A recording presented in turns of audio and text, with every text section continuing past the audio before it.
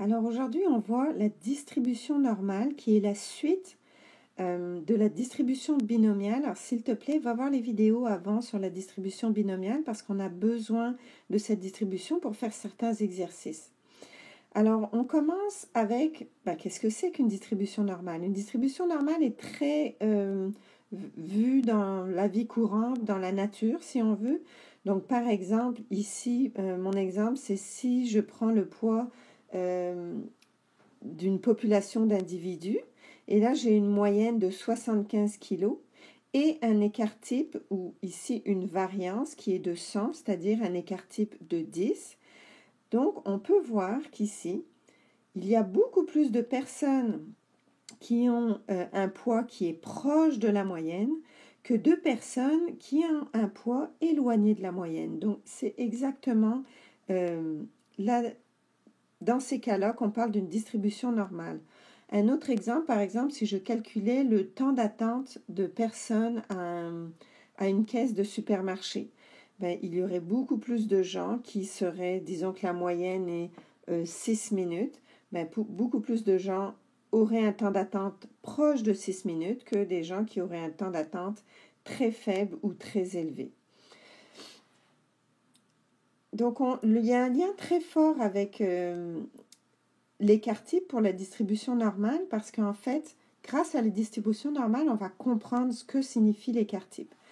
Donc, dans une distribution normale, on sait par définition que 68% des valeurs vont être proches de la moyenne, et c'est-à-dire à plus ou moins un écart type. Donc ici, mon écart type est 10 parce que sigma au carré est 100.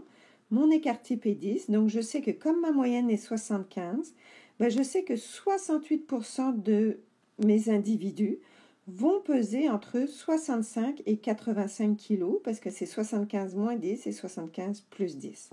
De la même façon, on a la même chose avec deux écarts types.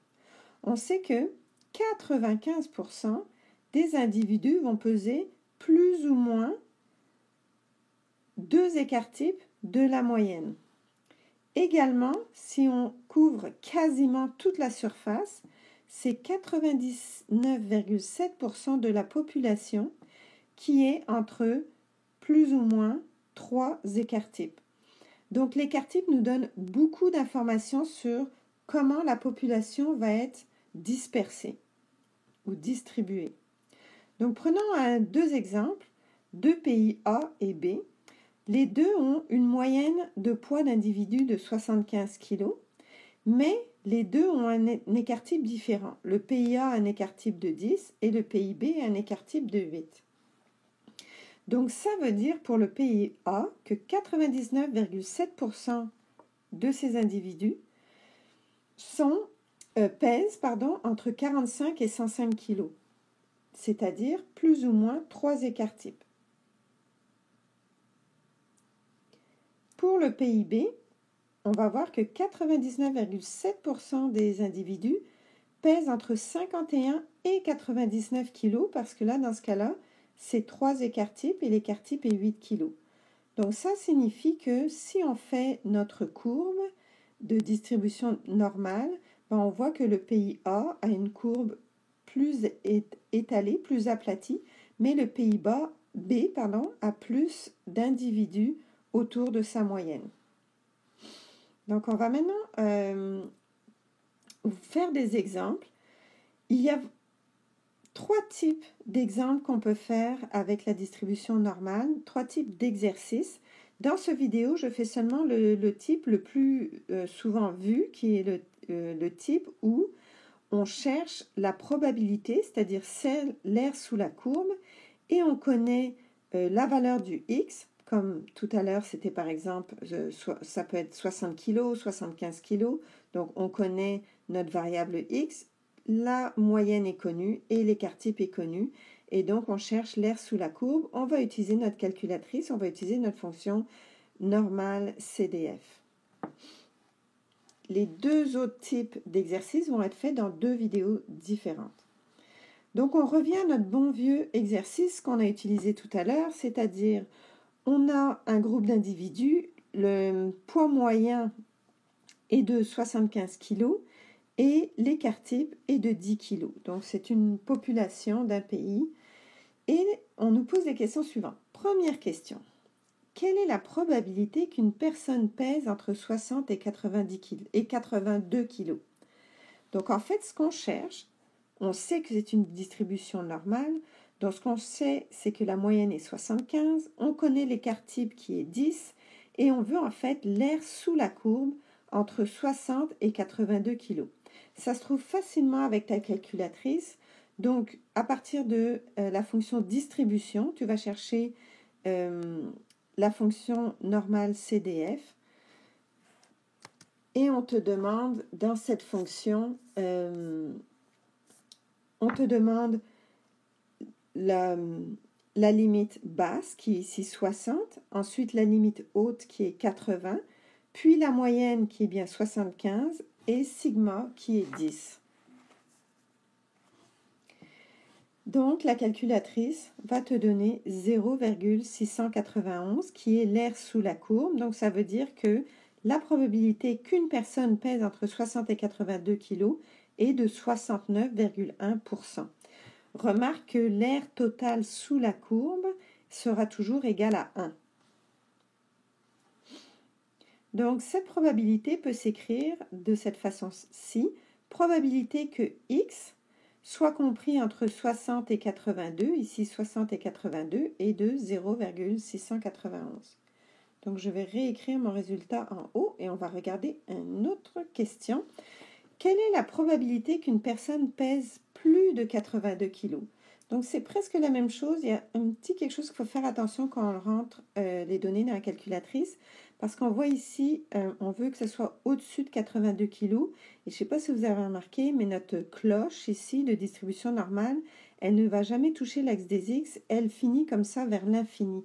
Donc, à droite ici, en fait, c'est plus l'infini. Donc, ce qu'on va faire tout simplement pour avoir l'air sous la courbe ici, c'est qu'on met notre limite basse, c'est bien 82, et notre limite haute, en fait, tu mets juste un gros chiffre, 9, 9, 9, 9, ça pourrait être un 9 de plus, ça revient au même, qui te permet de te donner une limite haute. C'est un peu une façon de dire plus l'infini. Ensuite, la moyenne est toujours 75 et l'écart type est 10 et la calculatrice nous donne comme R sous la courbe 0,242 ou 24,2% de chance qu'une personne pèse plus de 82 kg. On va faire une autre question. Probabilité qu'une personne pèse moins de 60 kg. Donc ici, on est de ce côté-là de la courbe. Donc c'est exactement la même chose avec notre calculatrice. La seule différence ici, c'est que ici, on met moins l'infini. Donc on met juste un petit nombre, moins 0,000. J'ai mis 9, en fait, ça aurait été mieux 1, plus logique. Mais ça revient au même, il suffit juste de mettre un tout petit nombre qui nous donne une façon de dire moins l'infini. La limite supérieure ici est bien 60, la moyenne est 75 et notre sigma ici est 10. N'oubliez pas, c'est vraiment pratique, on fait moins d'erreurs quand on se fait toujours un petit dessin pour comprendre ce qui se passe et faire le problème. Donc je vais inscrire maintenant les 3 probabilités que je viens de trouver ici. Et je veux vous faire remarquer que toutes ces probabilités fonctionnent seulement pour une personne seulement. Donc ici, par exemple, c'est la probabilité qu'une personne pèse plus de 82 kg. Mais si on veut faire à partir de là des probabilités pour plusieurs personnes, on se retrouve en fait avec une distribution binomiale. Donc en fait, on utilise les probabilités qu'on a cherchées avec les distributions normales et on peut les utiliser dans les problèmes de distribution binomiale. Donc voilà un petit exemple. Par exemple, quelle est la probabilité que 2 amis pèsent entre 60 et 80 kg? Donc la probabilité est 0,691. Comme c'est 2 amis, le premier et le deuxième, donc on multiplie les probabilités. En fait, regardez bien, c'est bien une binomiale, en fait c'est un arbre ici. On a à chaque fois, on a la chance, à chaque fois qu'on prend une personne au hasard dans toute la population, où elle pèse entre 60 et 82 kg, ou elle ne pèse pas entre 60 et 82 kg. Donc la probabilité ici le point 309 a été trouvé en faisant 1 moins 0,691.